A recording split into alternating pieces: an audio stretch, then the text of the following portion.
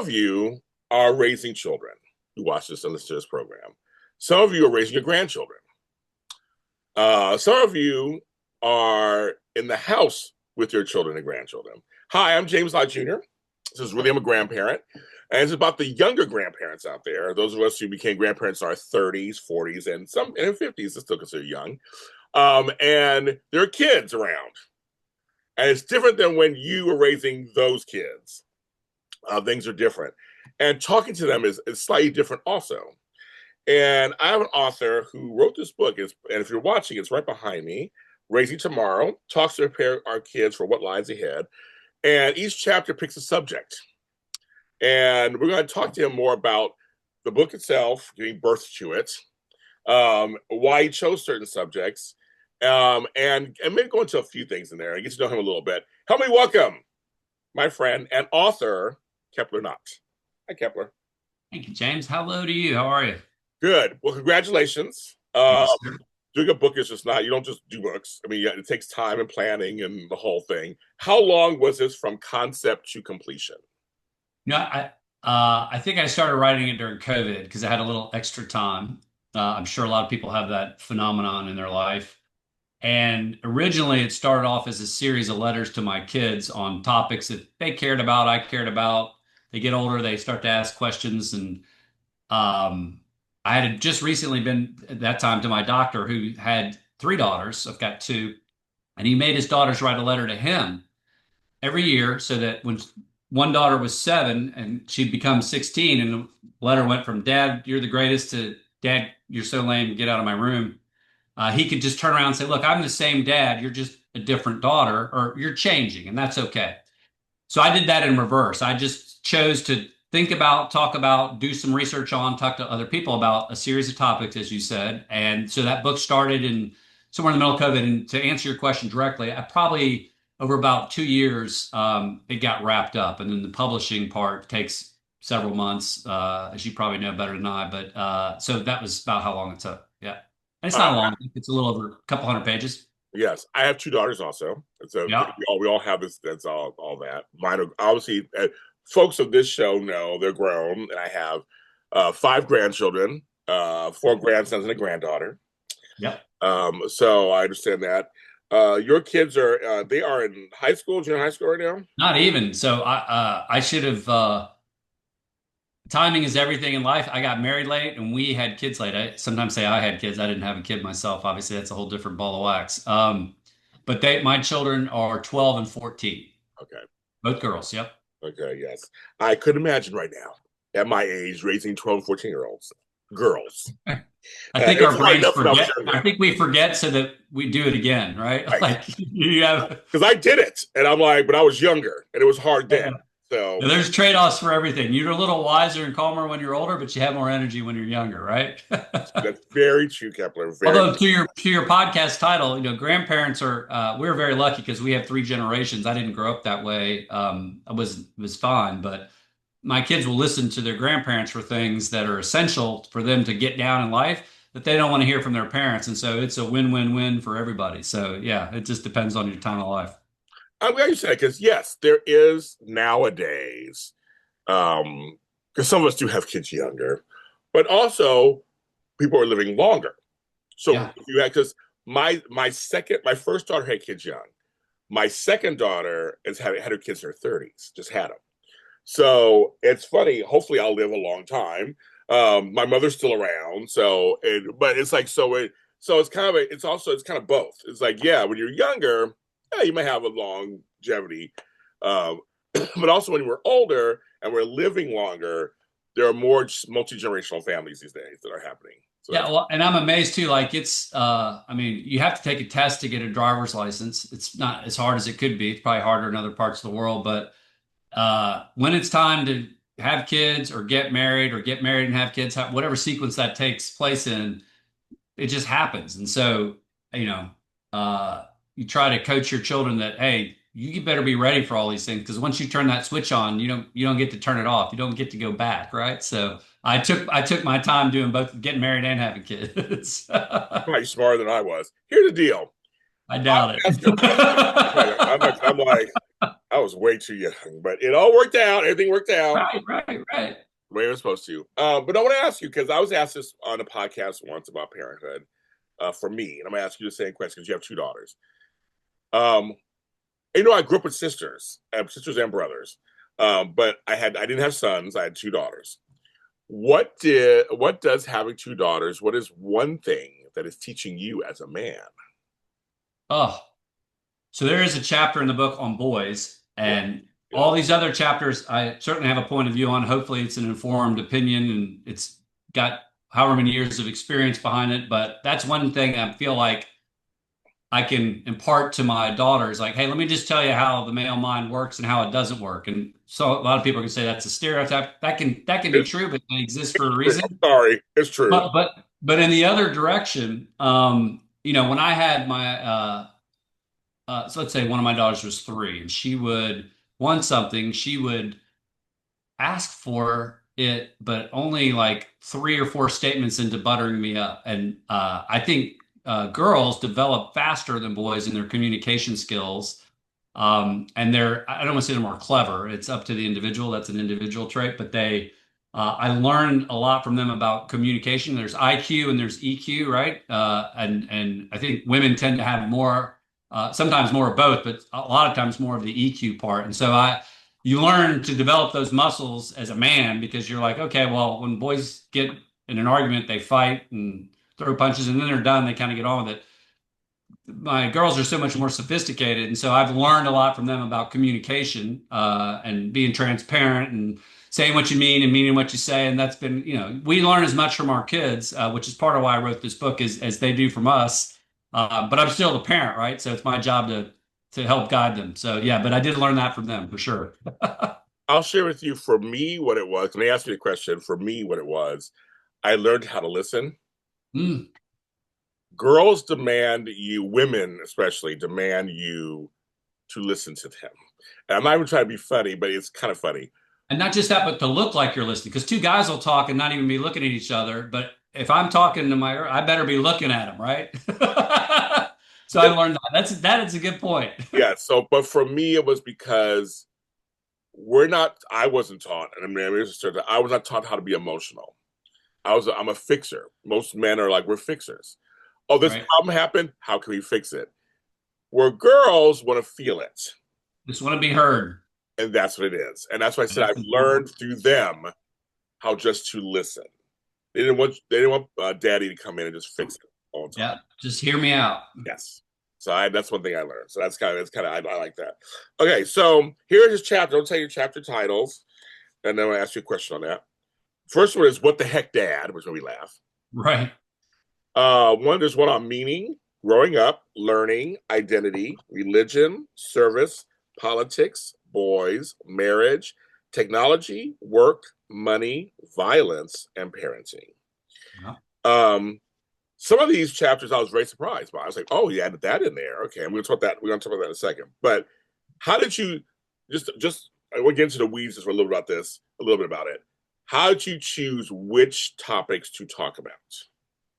Yeah. So I think that young people today, especially, and perhaps all of us, can get overwhelmed by the act of growing up. Sometimes adult is just a title. Like whether you live it up to it or not daily is a choice and a matter of practice. But let's just say it's a lifelong process. So,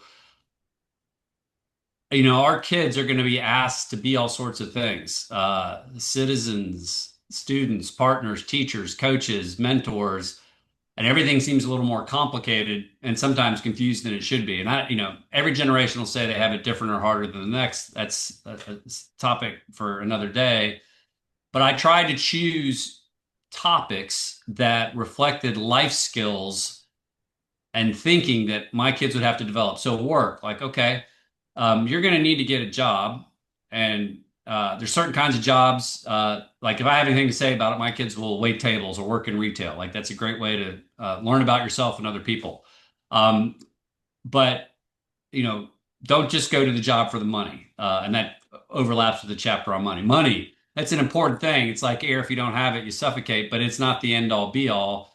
Science shows, and there's research on this in the book. Once you get to a certain point, Having more money doesn't make you happier. So there's a lot of, you call them life lessons about those different topics that you mentioned, but that's a toolbox. And so those kids have to have like, what are the right questions? What are my answers to those questions? And some of those are universal, but some of those are particular to the individual. So that when they get to be adults, whether that's 18 or 14, I've got a 14-year-old going on 20, you are prepared to tackle that. And so there's not a lot of, I hope there's not a lot of moralizing in the book. It's just like, hey, here's the things you're gonna have to think about. Here's some ways to think about them. Here's some other resources to think about that.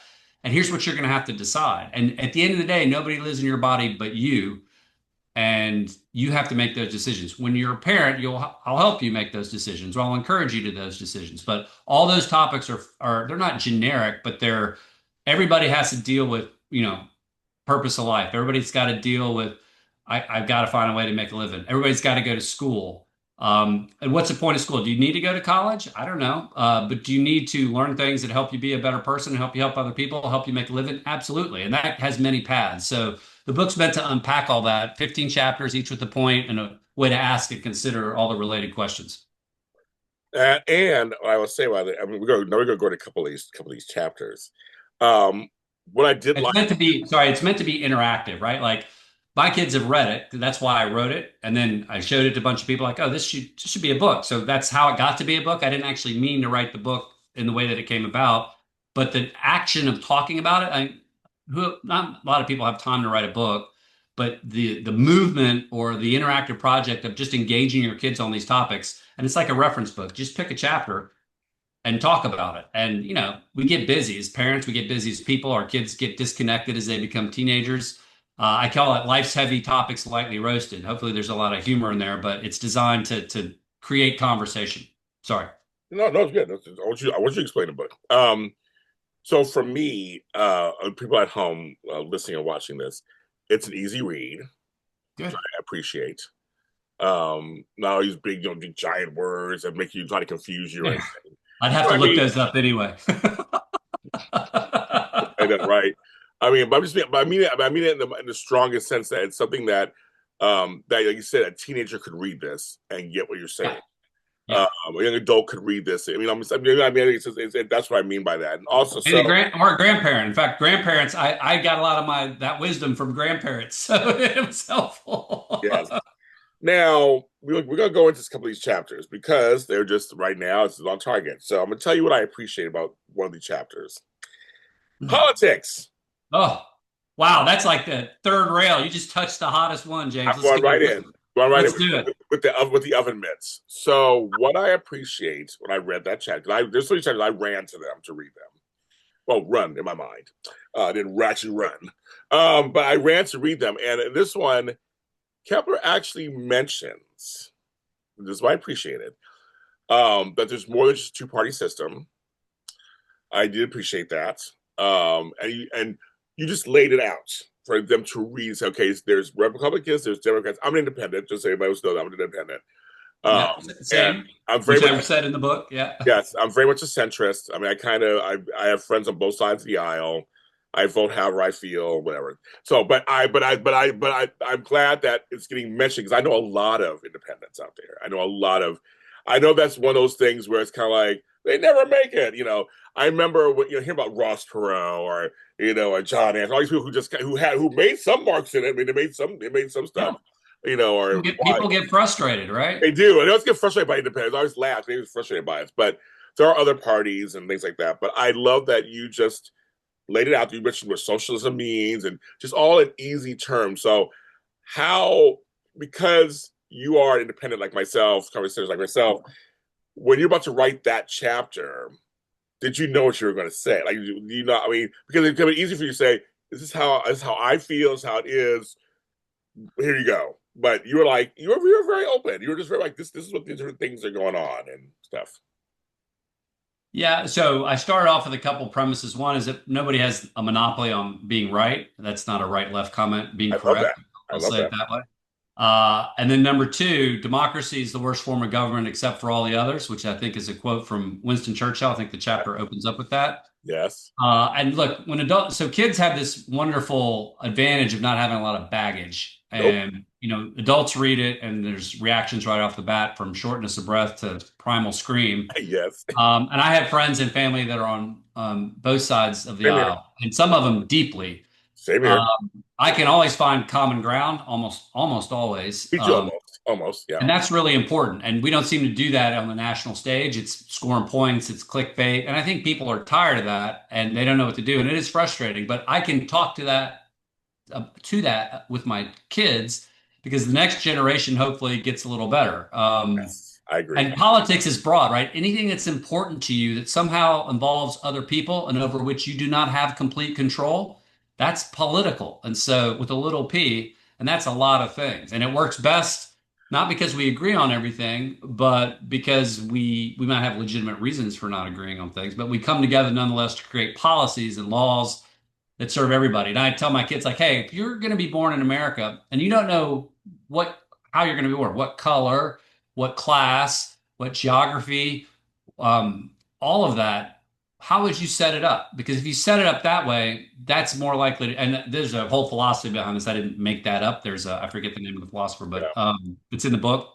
Uh, and that's a way to set up a government that serves the most common good the best. And so just trying to coach that into and talk to that about, but I do find that kids are often a lot more open-minded and a lot easier to talk to about and some kids don't need to be bothered with a lot of the nonsense that you see in the news, and we don't over rotate on that with our own kids. But growing up in the US, I think is hard.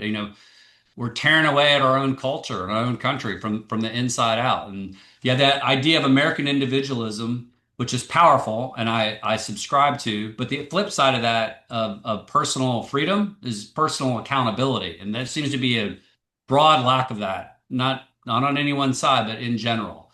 And people get disconnected and they don't like each other. And then when they don't like each other, they don't trust each other. Well, that leads to hating each other and that leads to violence. That's a long chain. But in today's world, that's a lot more evident. So there were a lot of ways that I try to cover that with kids. So not so that I could tell them what to think, but so I could tell them what to ask and what to think about as they try to figure it out for themselves. That's why. You made a good point. Like it's not a glossary, but like, hey, before we get into politics, let's just talk about how U.S. politics is organized. Like, and it's not a civics course Oh, of no, great not at all. No, and all that, but it's just to just so they know when people are talking. Yeah. So we last thing I'll say, just given what you asked, is we play this game in my family. Who's more likely to be blank? Who's more likely to be a celebrity? Who's more likely to be a game show host? Who's more likely to be a newscaster with our kids? And we joked that, who's more likely to go to prison? And then we thought it might be the same answer as who's more likely to get into politics. That was kind of the state of I know. Yeah. people's discontent. Anyway, that's part of that's a lot of what's in that chapter. No, it is. And what he folks at home who haven't read it yet, what he's saying, what I like about it is that it's just like I said, it's not a heavy-handed civics lesson. It's not a heavy-handed one-sided. Just it's like here are terms I'm sure you've heard of, and because kids don't know, you may have heard of this term, communist or socialist. You don't know it, so here I will tell you what it is and where it falls. And then Yeah. you plainly just put it right here. Here's where it falls. This is where it lives. This is what it means. There's not a lot of commentary, but I would say the one thing you did mention, and we have this in common. We each have a political tie. You worked as a lobbyist. You worked at a lobbying firm at one point in My DC. first job out of college. I just needed a job. But yes, that's right. And And I my got father was out a of the office lobbyist. for not being a member of a party. They still Right. let me back the next day at work because they needed people to make copies, but that's okay. I know. Well, my father was a lobbyist first for years, and then he ended up working for a senator for years. So we were a political family for a while. So Oh, I'm sorry. You're talking about, yeah, I apologize. Yeah. I'm saying, Yep. that you worked. So we both, you mentioned in the book, Yep. so you're transparent to saying I have worked in life, so I know some stuff. So I'm Yeah. saying we both know some stuff, and some of you out there may know some stuff too. So we just know that it's not just one side, and then politics itself is about power, and then it's about a bunch of things. And the people, us's, everybody else here, we all want the same 4 or 5 things. It's very That's right. basic to me. It's like you want to be able to work, have good Yeah. health care, good education, friends, love, good sex, whatever. It's like there are things that You, good food. you said something to me when we first met, like there's a few things we need in life: good jobs, good relationships, good times, good health, and So I forget what the fifth one was, but that's it, right? that's it. I find that I travel over the country and I work with all kinds of people. I'm telling you, they're like, how could you have conversations? How could you hang out? I'm like, because at the core, most people are like that. There are people on the fringes. There are people on the outside. We get Yeah, that all that's that. right. I Most agree. of, but most of the folks are just like they're like us. We're just like we have to have a government, so we have to have one. But we just make sure. Like, why is my gas $8 a gallon in Los Angeles? That's how it was at one point. I mean, it really was. It Right. was crazy. So we're just like, why are my eggs like $12 a gallon? $12 a Right. dozen.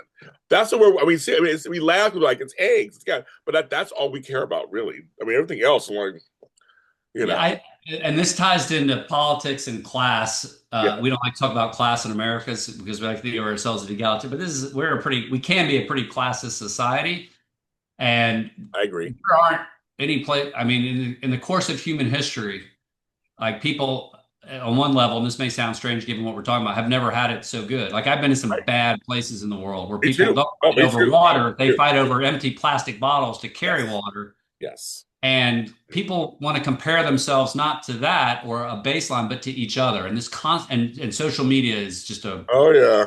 wreck house for that. Like I see that person having that time doing these things, and now I'm going to compare myself to them. That's better, therefore I'm unhappy. And that drives a lot of the fervor that bleeds over into politics, and it's unnecessary. Again, it's easy to say, it's hard to remind oneself of that daily. I'm no different than anybody else, but it's really important to like put it in perspective, I think. So that's part of what that chapter tries to do. Leading into another chapter, you did choose religion. Yeah. A hot topic nowadays. I was raised Catholic, both sides of my Mhm. family. I am now a lapsed Catholic. Uh, Not I even recovering, just relax. you're right. Just There's some lapsed, and there's some tenets I like about it. That's what I like about it. Uh, I am a non-denominational. I have a doctorate in divinity, so I am Doctor I Law. remember that. Yes, Yeah. I do have. So I read the Bible backwards and forwards and the whole thing. I've read it as well. Yeah. So, but my thing is, we talk about religion.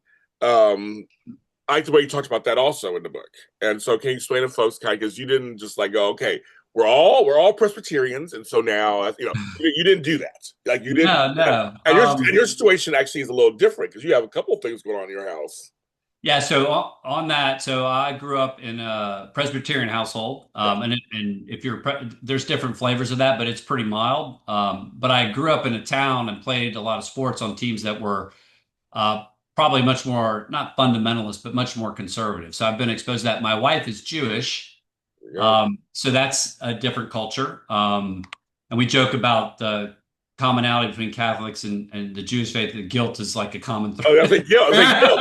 It's guilt. And you have to be able to joke about these things, or life's just Yes, A, it's I not, it's agree. fun, and B, it just lightens the mood. I But agree. the opening quote in that chapter is that, and I heard this from a minister, was non-denominational, I believe, but the way that we aspire to treat each other has the power to change the world.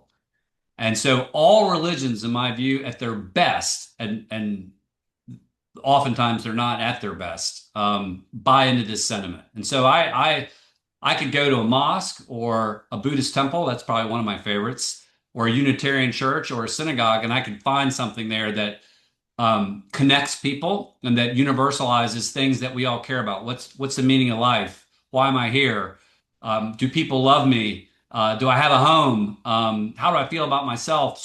How can I help myself so I can help other people? Like all those things are part of that. I agree. And so I appreciate that about religion as a phenomenon. And I have friends that are much more religious than I am. We get along fine. We have debates and we talk about things and we do it in a way that when we're done, we can still get up and go do something Yeah, together. no, right. Yeah, no, that's what I like about that because it's very much again, we're sitting adults out there and you're like saying, okay, when you become an adult, you have these choices. And for you guys, I have to ask. So when it comes to Christmas time, what do you do? I have to So ask. we roll with everything. We are full service. We do Hanukkah and Christmas. We do and Judaism is an interesting faith because it's a religion, it's a culture, and it's an ethnicity. And so my wife doesn't check all three of those boxes, but it's big culturally for us. and again, there's a lot of things that we share in common. So we do all of them. I'm still lobbying for a Christmas tree in our house because that has a lot of cultural meaning for me growing up. The smell of it, the lights. Oh yeah, oh yeah. We'll see. We usually have to go to my mom's house for that, but it works out. It's not a hill that you want to die on. I would say you have the grandparents. I mean, so you have each set of That's right. yeah. You can say okay, then you just yeah. I figured that's what it was. I figured that's what it was. But I'm glad you talked about that. I'm glad you mentioned service. I was always taught. I came from hippie parents, so Say that again, James. my parents were hippies. Yeah. So I grew up with the whole thing of you help everybody, and Ah. you're all a village. You pull together your resources together. Also fight the power and all that. I grew up with all of that, right? But I still have service. You help you there. You mentor the younger ones. Now, and I had a lot of. I grew up in a big family, so it's always like the older ones take care of the younger ones. There's a whole thing. So when I grew up and came of age, I was looking for, and also during high school, we did things, help the community and stuff. But so when I became grown myself, it was like, okay, I was taught wherever city you go to, find out what they need, and help. So you mentioned service. Can you elaborate on that chapter a little bit on service? Yeah. So I'm part of an organization that is a local food bank. And the founder of that once said to me, and I was a volunteer, a donor, I was on the board, I delivered food and trucks, all sorts of things, but just as a way of being of service. But she said, giving back is not so much about what it does for the other person, although it certainly is, but it's what it does for the person doing it, for the server. And in this country, again, so much material wealth, the fact that, like there are kids that go to our local public school that don't get enough to eat. Like and I was a school teacher and I used to have, my kids used to eat 2 meals at school every day. And if you've ever tried to be in school or teach kids and they're hungry, that ain't happening. I know. It just seems so basic to me. But my larger point about I think we as Americans used to be a lot more civic minded, and I know there's a lot of it. I'm not picking on anybody, but our communities don't mix together like they used to. Like you and I talk about New Orleans a lot. We both love that city. When New Orleans throws a party, I don't care what color, class you are, they're all out there and they talk to each other and they interact, and that's good for us as individuals and it's good for us as a group. So service is a way to help make that happen. And service and being of service is a mindset more than a single action. It's openness, it's offering dignity and respect to others. It's pitching in when you can. It's not about doing, I always beat myself up because like I think I could do more, and I've done some things. I did sort of like a Teach for America teaching. I was in the military. Those are all forms of service. I volunteer, but it's just kind of an ongoing mindset. So in the book, as it applies to our kids, it's like, hey, it's good to grow up with that for yourself and for others. And everybody needs a hand at some point, and you never know what it's like to be in somebody else's shoes. But back to that, everybody likes personal freedom and nobody likes the flip side, personal responsibility. We have a responsibility to each other as humans and as Americans to be there for each other. And I know that's broken down a lot in our back to the politics, but I don't think it's gone. And there's lots of it that I see every day, and every time I see it and hear about it, it warms the heart, right? So that's a lot of what that chapter is about. Well, the thing is, it's just that again, going to social media period. It's all doomsday stuff. So there are a lot Right. of great things still happening. I mean, really, there are a lot of great things still happening. A lot of great success stories. A lot of people helping each other stories, and a few get through at the nightly news at the end, like, oh, these puppies are rescued from the lamb or whatever. I mean, like, there's a few, but they don't. But that's what drive click. It doesn't drive clicks. It doesn't drive numbers. It's like they feel like it's all the negatives still got put and all that. I'm like, Yeah. there's some good stuff happening out there still. There really Yeah, is. totally. You can have a different philosophy. Like I'm going to do the thing that's going to help the most people the most. Like, stopping river blindness is a doable thing and you can eradicate it. Or I'm going to bring food down local. Those are both useful things. If I could, this is a little bit of a crossover. It's going to sound socialist when I say it, but if I could be king for a day, I would have universal service in this country. Like, hey, I don't know if it's 6 months or a year. And oh, by the way, we want to have subsidized public education. Great way to do it. And other countries have done this where like, hey, you can be a postal worker, you can be a teacher, you can be a doctor, you can be a soldier. I was in the military, and you do that for a certain amount of time, and we got you. But then you mix with other people, and you understand other people, and you care about other people because right now everybody's in their lane, and they don't, Northwest Raleigh and Southeast Raleigh, where I live, they don't mix. They don't even play sports against each other. So that's not a good thing. And service helps to break that down. Again, it's as much for the person serving as it is for the person being served. And we all need some form of service at some point in our lives. No, I love it. I think that's just it's yeah, I like that. You mentioned marriage. So how long you been married? It'll be 20 years this year. Okay, so I'm gonna get to a Or point. I'm sorry, next year. It's our anniversary's coming up, yeah, in a month, and then that going into our 20th year. Sorry. Yeah, don't apologize. You're right. Right, right, right. Pardon me. No, and also, first of all, I thank you for your service because you were in the military. Oh yeah, thank you. You did something I could never do, so I thought it was great. You would if we had universal service. It might not be in the Yeah, army. no, right. That's true, right? That's true. But I'm quite sure you've been of service to a lot of people. I Just in had, no, yeah, ways. so I'll stop for a second. I'll go back. We can sit here and say because that's a good point. And the thing is, and that's just me for the viewers, not just about me, listeners. I'm thanking him for doing something militarily, but you could do something at your own. You probably yourselves don't have to join the military or don't have to be a 100%. cop. You can make a difference also. I guess I should make that known that you can make a difference in so many different ways. But I still want to thank folks. I come from a military family, so Yeah, yeah. I Thank want you. to thank folks. I always thank folks who I think veterans should have anything they want. I'm just happy more. If more people were of service in that regard, Yeah, we would have less war because more people will be bought into that. Like we just had a 20-year war. That's insane. I know. Like, and I was part of it. Yeah, but I mean, yeah, that's I right. went. Sure, yeah. But I'm like, and I went and saw my senators and Congress people. I'm like, what are we doing? And I got different answers. It's a whole other story. But like, it would breed accountability in a way that we don't have because we can effectively outsource it to a relatively small portion of the population. I think that's dangerous for a republic or for a democracy because it disconnects us from something that's over there. You can put a yellow ribbon around your tree. That's great, but Right. it's so yeah. Yeah. Anyway, I it's a come separate thread. Yes, I'm saying both my parents worked for airport police. I mean, so I come from a Yeah. police military family, so I'm very Police, that would be a tough job today. I mean, we have bad police, we have good police. I think most of them are probably pretty good, yeah. but it's that carrying a gun in one hand and an olive branch in another is very hard. And I say it so, all the time. I say, and you know, trust me, I've you can had take the police and make like, hey, we're the social worker division of the police because you don't need to arrest everybody for everything. That's insane. yes, And then there's, over, I don't know if it's still this way, but in a lot of Europe, like cops don't carry guns. right, That's changed, but yeah, there's an armed division of the police, and there's other police who are, to protect and serve is the mantra that you see on right. a lot of Yes, police cars, and yes. that's the serve part is just as important. Well, I've had a very complicated relationship with the police.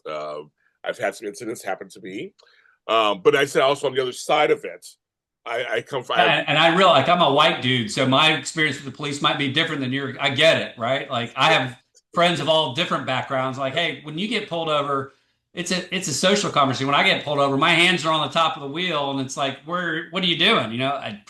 And that's wrong, right? That's not appropriate. And I don't think it's that way for everybody, and I don't think that's universal, but that happens for sure, right? Yeah, again, you would know more about that than I do. Yes, but I also at the same time want to say people I also have had great experiences with police. I have friends who are police, family who are police. I'm gonna say Yeah, there's both sides to it. So just like anything, there's both sides and stuff. So I just want to make sure I say that. totally.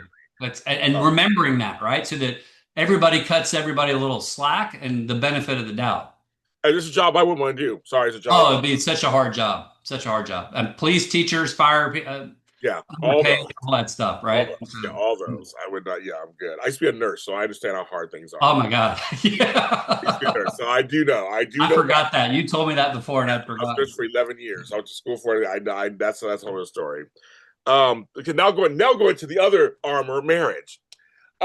So you married almost 20 years, nearly 20 years, and so we decided to talk about marriage. You're going the process of going into it.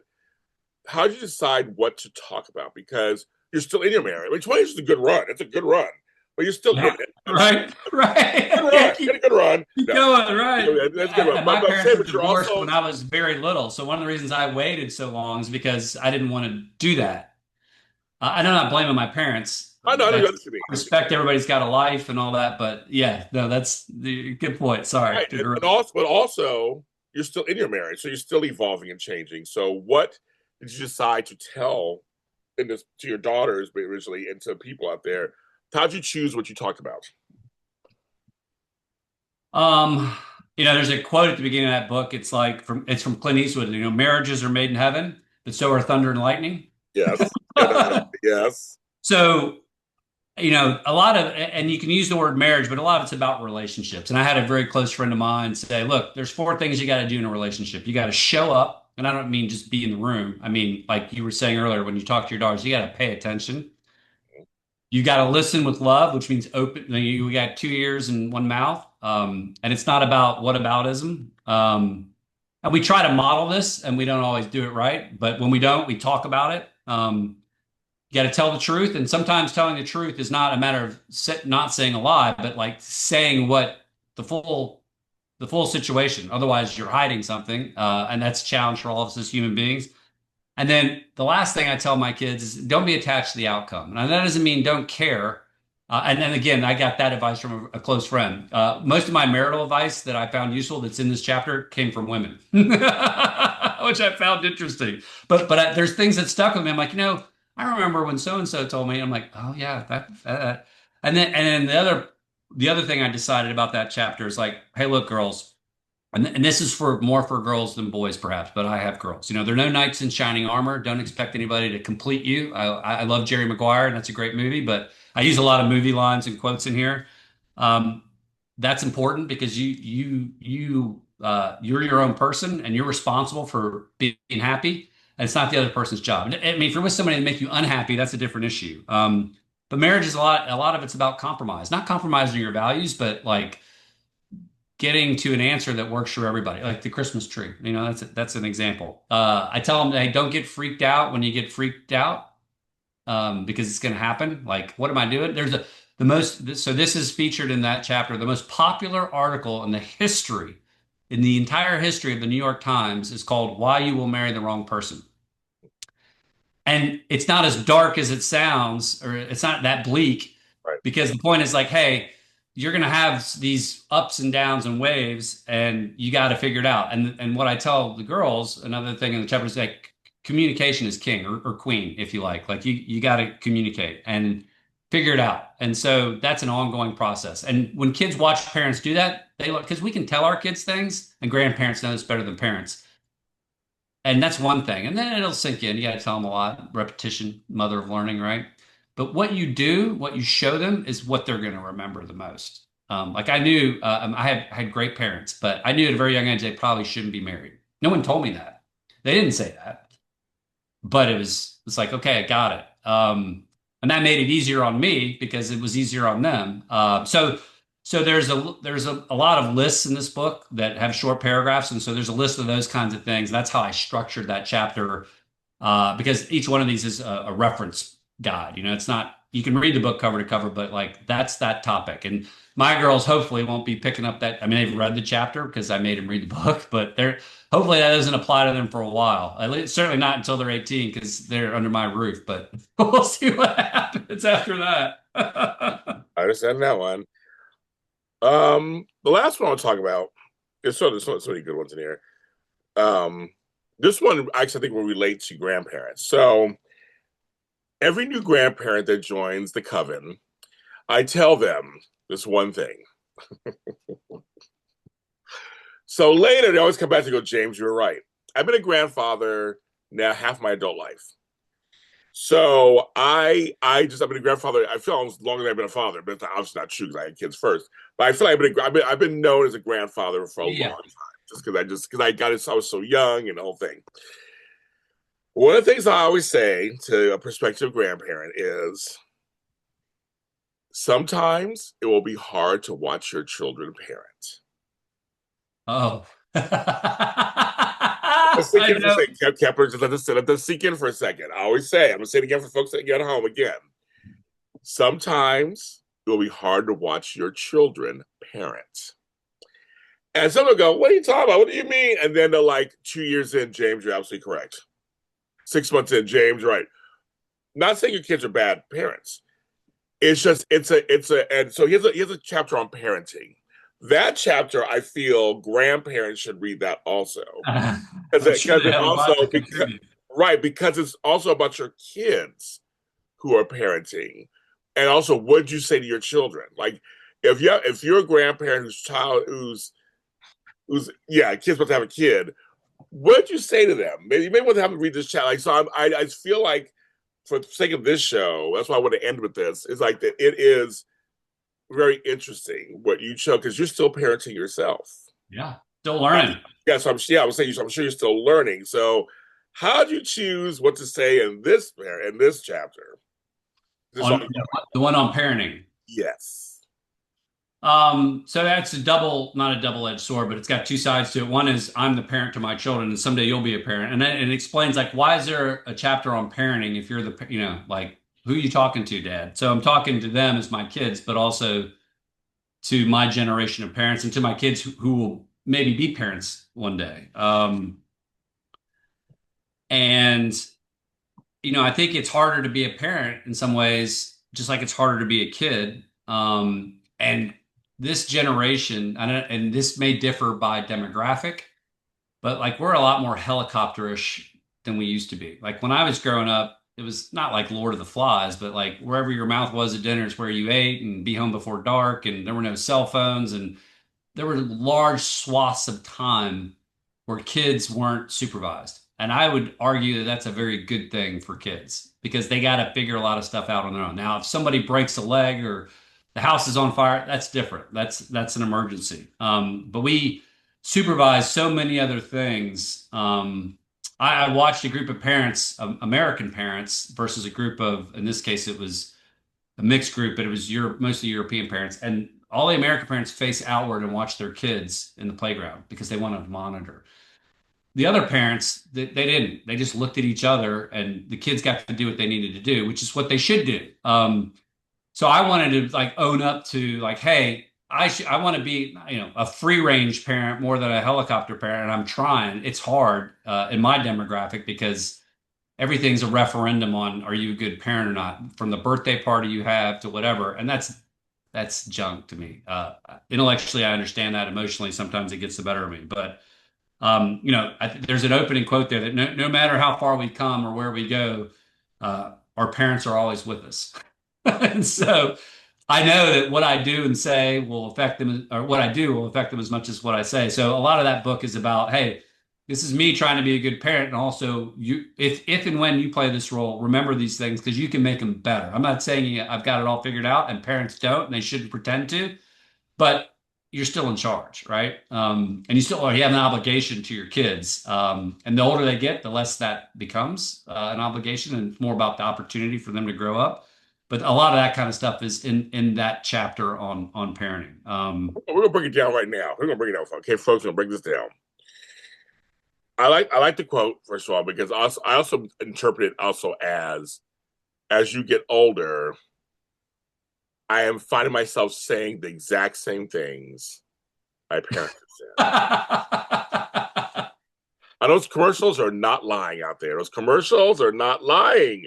I am finding myself saying the same things to my children that my mother and father have said to me. For sure. Sometimes because it's probably the right thing to say, and other times it's just been drilled into your head, right? Oh, it's in there. It's in there. So I interpret your quote for both of them. Like, why dad or why granddad? Well, because I told you so. Sometimes Exactly. that's the answer. And that is the answer But not even sometimes. just that. Not Kepler. Not even just that. Some of the dad jokes, I know I say them. I do say it. I'm like, God bless America. Why did I say that? And I'm falling right in. Like my grandfather said, certainly now I'm saying it. So I chuckle when I realize, wow, that's my mother coming through right now. Okay, got it. I'm so Did you sorry. call her up and thank her, or did you go, Mom, why'd you tell me that? Depends on what it is, Yeah, probably. and there's some stronger language sometimes. And they just laugh. And my daughters have done it to me too. Because we always said we were kind of like, and this is not really controversial, but we were kind of the Roseanne parents. We were smart ass parents. My mother Right? was, I was, now my daughter was. So we always say, how do these smart ass kids Like, well, at one time it was 4 generations, and my daughter goes, "Because of you, mom," and she goes, "Because of you, dad." I go, "Because of you, mom. You started first." And we had a moment we all laughed. It was 4 generations. Right. We all laughed. And I was like, "You started." Mom goes, "I don't know what you're talking about." And I'm like, "I don't know what you're talking about." And she's like, "I don't know what you're talking about." It was a big funny thing. And also one thing, also want to talk this in a second too. We're at a store or something, and my granddaughter asked for some cash. I gave it to her, and I said, "Where's my change?" My sister does say it to me all the time. You know, this will change. Like, she goes, "This will change." My daughter laughs, goes, "This will change." Like, I'm like, "Oh my god, it's running in the family." Like, we do this all the time. So I love it. So there's some fun stuff. And I know as our generation is losing our parents, it becomes nostalgia. So for the young grandparents out Yeah. there, a lot of us are not having parents. I don't have a mother left. So for me, it's kind of and I'm a caregiver. So a lot of the stuff's coming through me. It's becoming endearing and kind of funny. Now they got my nerves back when she was alive and well and everything was great. But now she's kind of sick. It's like, oh, that was kind of cute the way she said that. So that changes too. That changes too. But I want to Yeah. mention, so I just want to mention, okay, so this is in your book. He kind of gives some certainty tenets in here, and one of them, because you have a side note for it too, because I'm going to tell you right now, Kepler Knott, my friend, he says you cannot borrow money after college. Yeah. Um, the myth that the child is done at 18, kid. I'm just telling you right now, Kepler. I'm just telling you, that's done. It's over. Yeah. It's I over. understand. But you do a side note. So he does a side note, and you have to read the side note. So he does a side note. Right? I chuckled. It's like he talks about that. But I'm just saying, I'm letting you know, as I'm ahead of you. Even though my girls are good, they have good jobs, they have good husbands, they're doing Good good. luck with that, is what you're saying, right? Yeah, but there's gonna be times where there's gonna be something. And maybe your kids don't go to college. Like our kids will have jobs. They do now. They have chores and they get allowance for that. And then they'll get jobs when they can. And save your money. And there's a whole chapter on that. But in addition to that, I think there's some other things. Your parents love you no matter. Our job as parents and in parenting is to show love and instill love because it makes more powerful people and more capable people. You're listened to, you're cared for.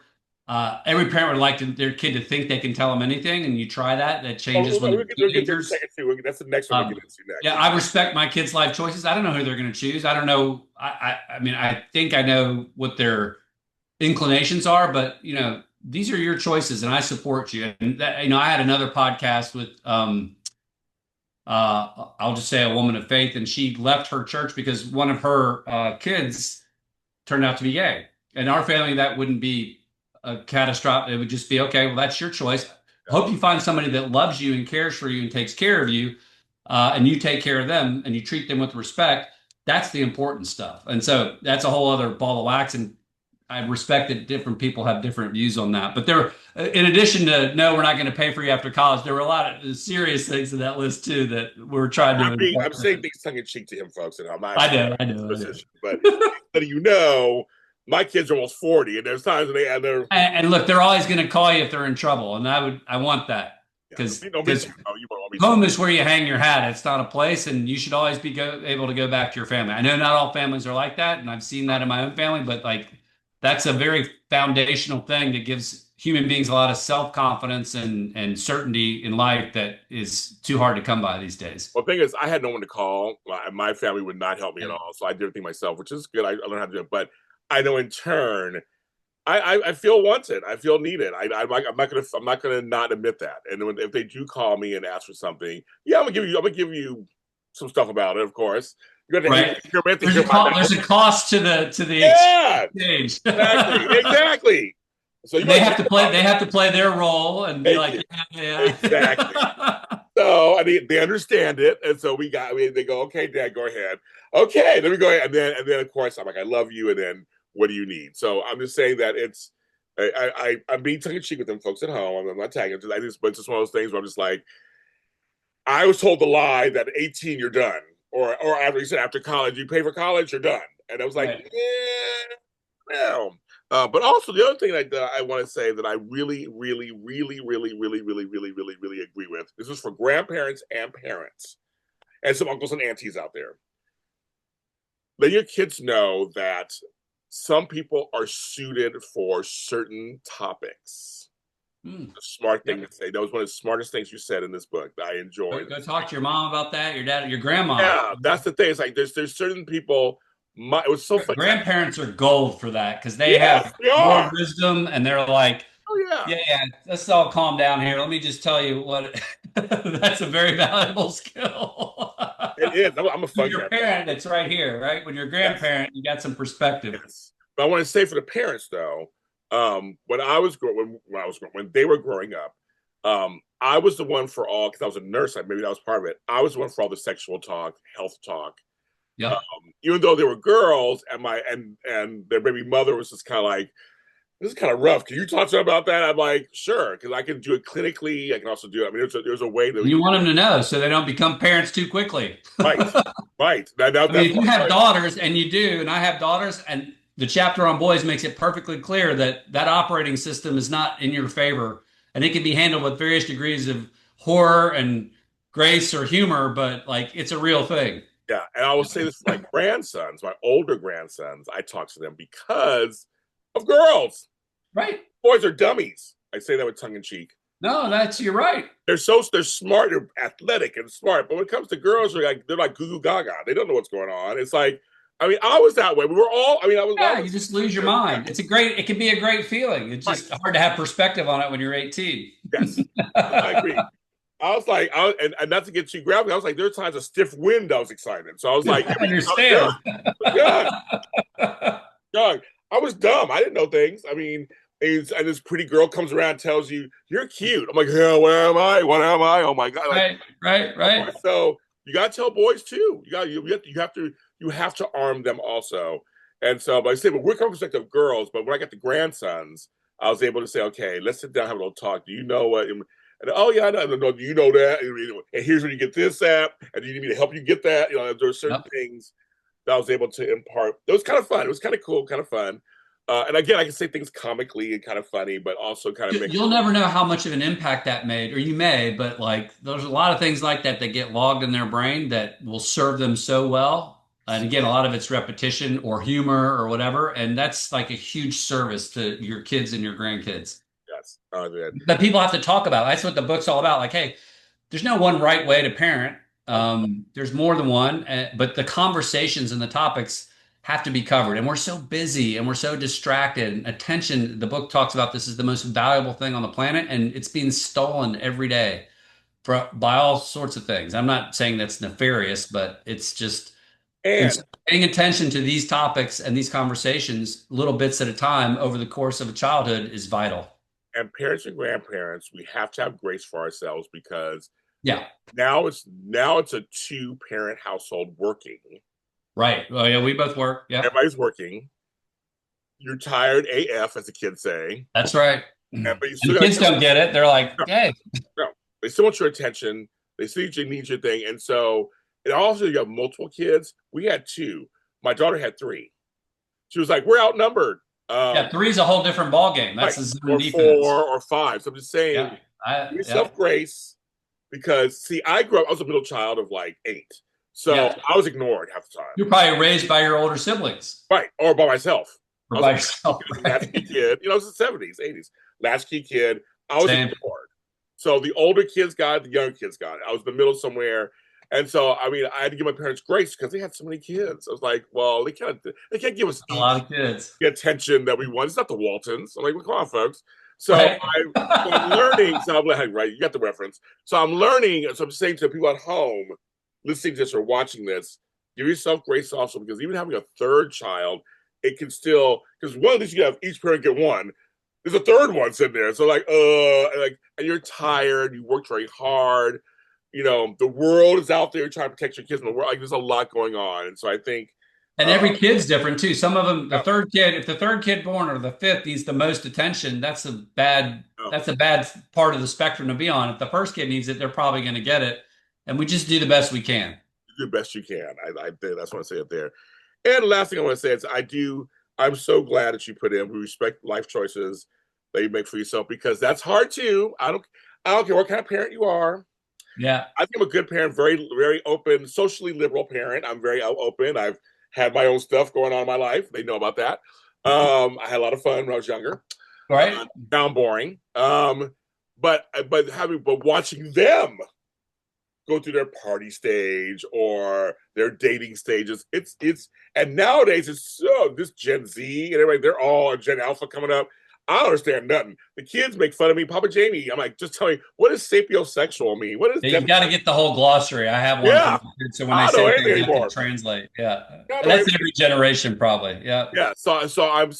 But in the end, so my granddaughter got a promise ring the other day. And we're talking about that. And I said, oh, Oh, that's right. so like, okay, so we're getting there. And so I was talking to her. And so for me, it's just like, are you happy? Is he making you happy? Like, I want to make sure you're okay. And so that's what it is. And you just want, you want your kids to be okay. And it's like, so that can be hard for some parents. I'm just saying out there, parents and grandparents who are watching their kids or grandkids who are newly grown, navigating their lives. We should be a safe place for them to land and Yeah. not just all judgments. It's not easy. I'm just saying it's not easy sometimes. Yeah. But we should be a place of non-judgment. Just go, okay. So he has half his head shaved off and 5 piercings. Okay. I mean, does he make you happy? Is he not Right. beating you? It's like all these things. You can think all these things. I'm like, but it's hard, Kepler, sometimes. Yeah. I mean, yes, I agree. I think, back to marriage, I say to my kids, marriage is an event. Being married is a process. And so is growing up, so is parenting, so is life. And I mean, you got to let them skin their knee. If their leg breaks off, that's a different story. But I like your point about grace. You have to forgive yourself before you can forgive other people anyway. I'm Um, sure more than one religion talks about that. I know it does, in fact. So it's hard, but it is. I mean, the just pulling the lens back. I think it's a lot of these things are exacerbated and the volume's turned up on things that more institutions and more groups and more different people used to help with. And now parents have a harder time of it and kids have a harder time of it. Like we didn't talk about this, but I think it's hard to be a boy these days in a way that it probably wasn't 20 years ago. A separate topic, but all that's happening at once. And just the act of having of picking the right structure and having the conversations in whatever way you have them. It could be 30 seconds, it could be 30 minutes, it could be writing a book. It doesn't really matter. It just has to happen. And the more that we do that for ourselves and for our kids, the better off we'll all be together as a community, as a country. And that's really kind of the big picture point of the book. That's done by regular people. Like that's not celebrities or politicians or that's all of us. Like that includes every one of us. And so that gives me hope because people I don't care what your politics or religion, everybody cares about their kids. Now, how they manifest that and what they think is the right thing, those can be all different, but like that's the starting point of this book. And so, since we care, what are we going to do about it? and that's I can talk to you forever, and I know he has a life to get to. So I'm going to just wrap it up by saying, that's the thing about this book, folks. This book is just basically an opening dialogue for you and your children and/or grandchildren or nieces and nephews, whoever your guardians, whoever you're in charge of. It's a great book. I don't want to forget about bonus parents and the whole thing, and step parents and the whole thing. Yeah, of course. I So was raised by some great me too. No, me my too. stepdad was wonderful. Yeah. Mine was too. So I just want to make sure I want to make sure I say that. It's an opening. This book is opening dialogue that you can kind of jump off on. You can read it and go, okay, let's go for or maybe remind you of what topic you should be talking about. That's also there too. So the book kind of gives you. And that's not meant to be the list. There could Oh, that could have five more yeah, chapters, there's or more could be stuff. missing, more. That every parent's got to decide that. Yeah, the book is it's on Amazon, Raising Tomorrow. There's a website, raisingtomorrow.org, that invites people because I'm just a guy. Like, what do you think? What are your opinions? There's a Facebook group page, and so all that's just gotten started, but it's really about that communication. And I learn a ton from other parents who aren't like me, but who do things I admire. And I'm like, oh, I just learned from watching or listening to do that. And so I got a lot out of putting this together by doing that. So I hope people pick it up and enjoy it. And I thank you very much for picking it up and taking a look and for being able to have this conversation together. This is our third one. It's been a lot of fun and I'm sure we'll have more. So thank you. I'm sad we don't live closer because I would come over and hang out with you. I think we Yeah, could. yeah, right. We're on the other coast. We'll have to meet in New Orleans. Okay, I'll see you there. I'll go there Right? for you. But I was sad. I was thinking I could see us. I can see you having a drink with you or hanging out with you sometime. I could be. I'd be like a fun thing. Folks, yes, my last thing I'm going to say as we go out is everyone should work a retail job or a food service job at least once. Because to me, he mentioned it earlier. I agree with him. It actually teaches you so much about yourself, connection, and human behavior. I always say people say everybody should at least once. If it's a Everybody summer, is somebody's customer, little that's C right. customer. And the sooner we all realize that, the better off we'll all get along. I'm, my kids are my customers, and I'm their customer. I agree. So. I agree with that completely. Really, I'm a grandparents out every Saturday. We have episodes every Saturday with all kinds of topics, all kinds of topics. And then, of course, I'm part of the whole grandparent community. Check out caringgrandparents.com. I write a blog for them on various topics of being a younger grandparent. And then also, I'm in a book called Good Grandpa by Ted Page. I'm on the cover, and I'm also in a chapter where I talk about being a grandfather myself. And I talk about my famous great grandparents. Oh, nice. So that's out now. You get that wherever you get books, and Amazon, everything. Get books, everything get there too. So I'm a part of the whole grandparent community. I love it. Everyone, have a great week. We'll see you next Saturday. Thank you, James.